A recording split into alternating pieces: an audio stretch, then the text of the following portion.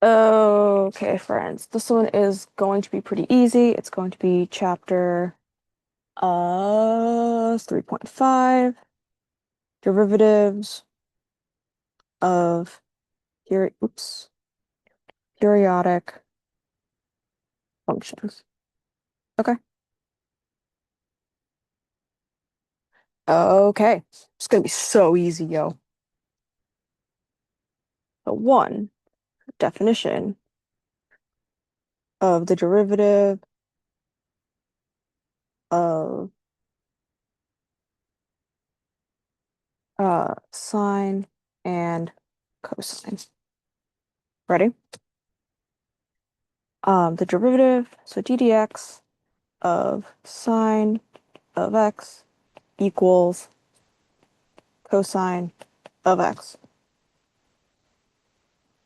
And the derivative of cosine of x is equal to negative sine of x. That's it. That's literally it, right? That's an example. Let's say h of x is equal to sine of, I don't know, 3x to the 7th plus 21x to the 3rd, right? Clearly, and if it's not clear, please figure out why. This is a chain rule. There's an inside and there's an outside, right? So if you have this as f of g of x like that, right? Then you have your, I don't like writing it as f of g of x. I like to have it inside outside. So whatever makes you happy, I'm going to go inside outside, okay? You have the outside. It's going to be sine of x, right?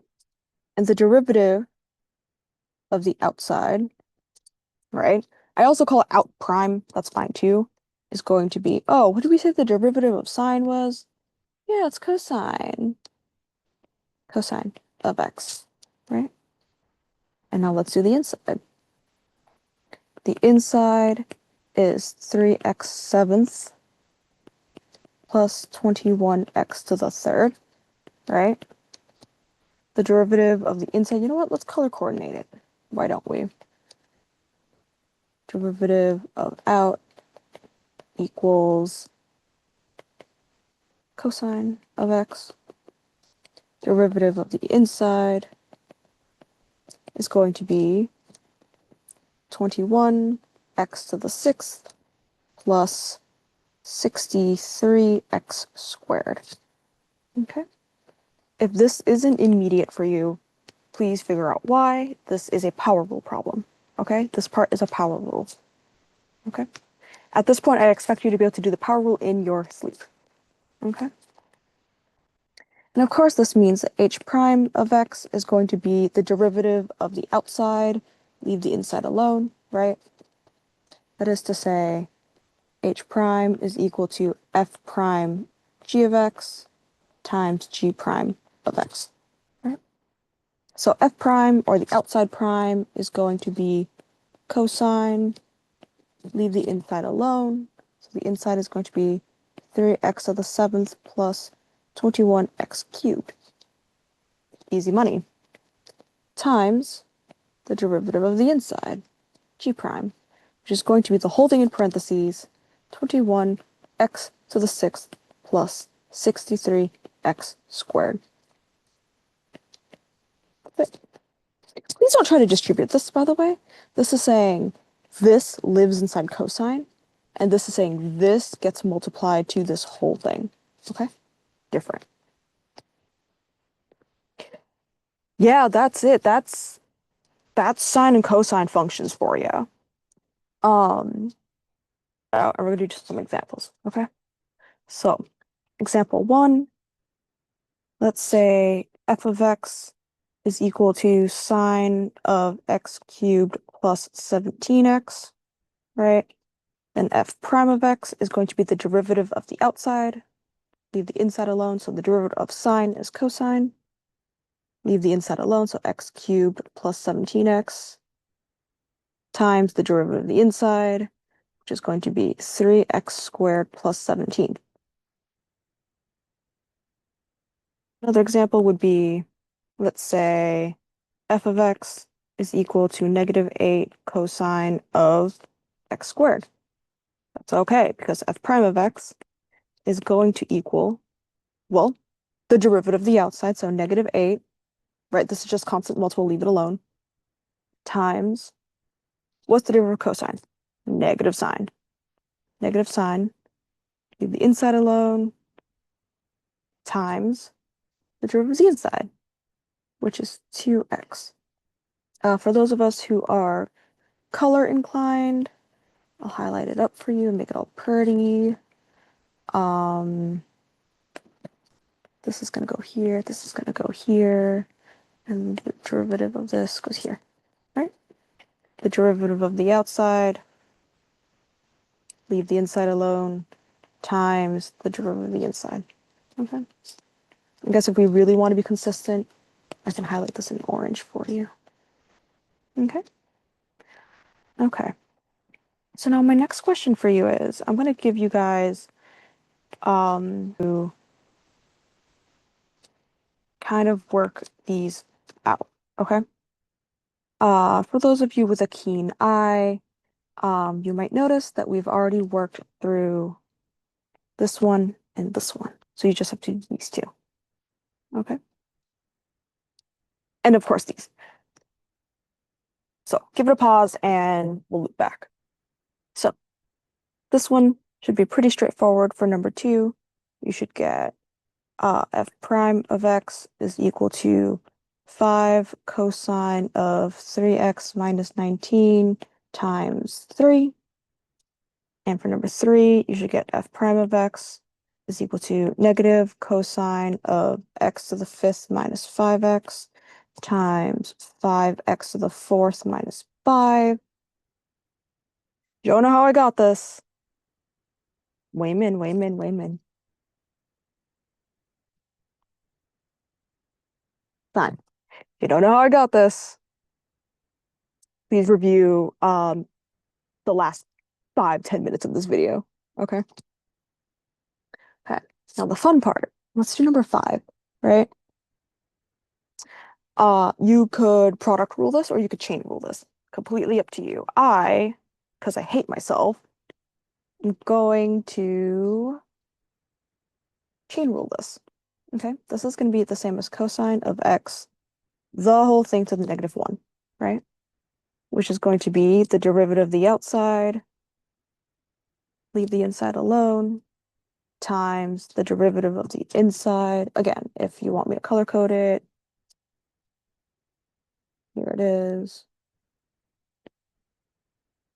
Times the derivative of the inside, which is going to be sine of x. Okay. Really, really want, I can super color code it. Okay. And this is going to be the same as negative sine of x over cosine of x squared. Okay. You can either write it like this, or I guess you could write it like that. I don't recommend it. Or you could write it right here, which is what I do. Okay. All are valid. Okay. Easy enough, right? If you had, ooh, this should say f prime, I'm so sorry. Please, please, please, please separate. This is f prime, this is f. Okay. Some of you may have used the quotient rule, and that is okay. And the way you would do that is you would say, you know that this is 1 over cosine of x, so you would say a is equal to 1, b is equal to cosine of x, a prime is equal to 0, and b prime is going to equal negative sine of x, like that, right? And that gives you b derivative a minus a derivative be, oh no, I done gooped, didn't I? Ah, I did. Teehee. There should be a negative sign here, which makes that positive. There we go. So, a derivative b minus b derivative a all over b squared, which should give you sine of x over cosine squared x. Easy, right? Number 6 should give you, I'm going to quotient rule it now because I don't hate myself that much. F of x is equal to sine of x over cosine of x, right? I'm going to say a is equal to sine, the derivative of a. Sometimes I write it as dA. It's going to be cosine of x. B is equal to cosine of x. Please write the of x. Don't be lazy like me. And derivative of b is equal to negative sine of x. I don't know where all these dots are coming from, so if you see them too, I don't really know. All right. Okay. So you have your a's and your b's and your da's and your db's, and it's all gonna come out to f prime of x is equal to b derivative a. So you're gonna get cosine squared x minus a derivative b, which is going to be negative sine squared x all over b squared, so cosine squared x. And that's going to give you cosine squared x plus sine squared x all over cosine squared x. These should look a little familiar. And if they look familiar, feel free to simplify them, and we'll get back to it later. If they don't look familiar, make them familiar. Okay.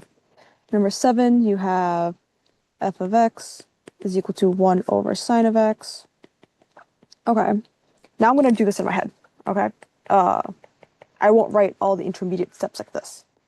So let's see if you can follow. So f prime of x is going to equal b dA minus a dB all over b squared, which should give you negative cosine of x over sine squared x. Okay. And number 8 should give you f of x is equal to cosine x over sine x, right? And that means f prime is going to be b derivative a minus a derivative b all over, b squared, which is the same as saying sine squared, negative sine squared, I'm so sorry, minus cosine squared all over sine squared. Don't be lazy, put the x's in, right?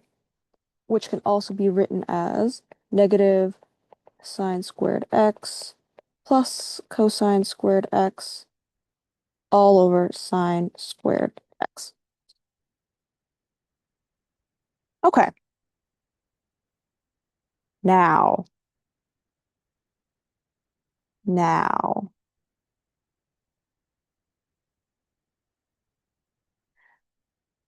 I want you guys to know your trig identities. In fact, I want you to verify that this, oopsies, oh goodness, that this is equal to 1 and that this, oh, for goodness sake. And I want you to verify that this is also equal to 1. Okay? I want you to be able to scoot between all of these identities. Okay? We'll get to why in a hot second. Okay. I will not work out the trig identity verifications with you. Okay, so that's something I expect you to be able to do on your own. I will be on a quiz. The reason why is because I'm going to give you the definition of the derivative of tangent, cotangent, cosecant, and secant. Okay?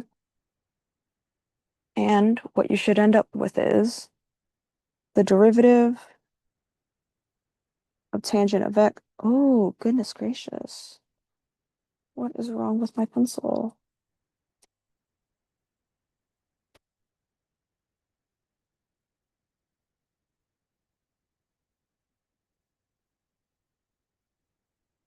Okay.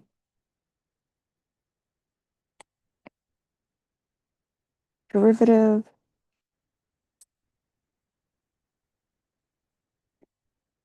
of tangent of x is going to equal, what is tangent? We go back to identities, you know that tangent is sine over cosine. Exactly, right?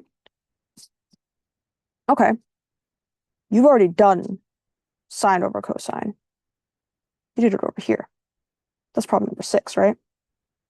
It should equal cosine squared x plus sine squared x.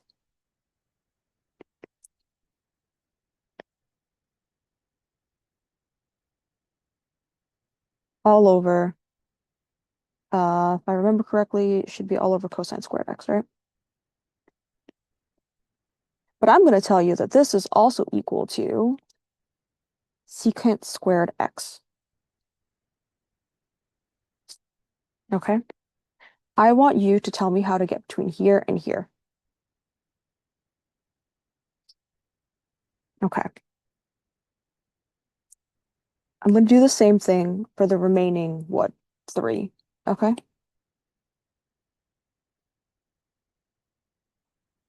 ddx of cotangent of x is going to equal something, right? In fact, I'll mark that something in pink.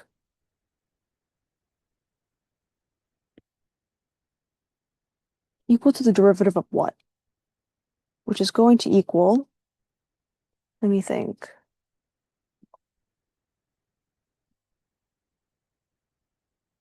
Cotangent.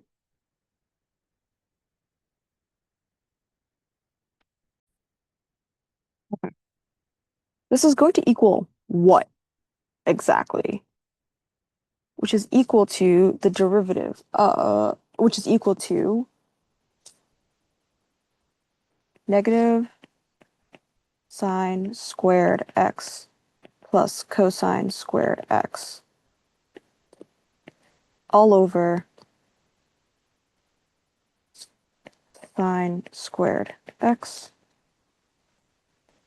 And I'm going to tell you that this is equal to negative cosecant squared x. And I want you to figure out how. Okay?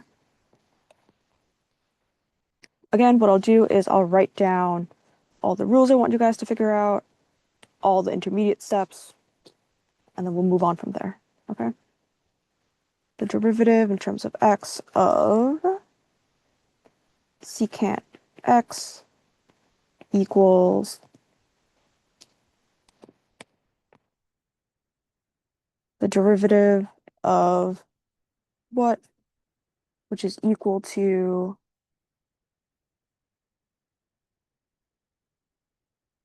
sine squared over, sorry, not sine squared, sine of x over cosine squared of x,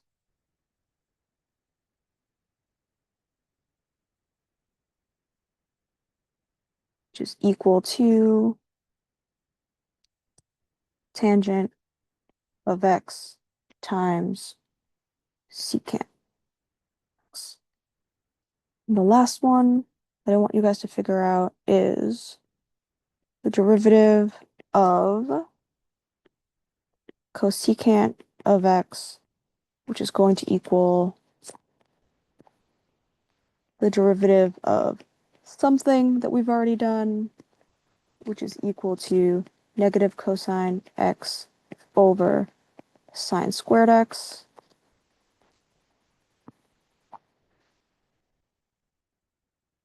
Which is equal to negative cotangent x cosecant x.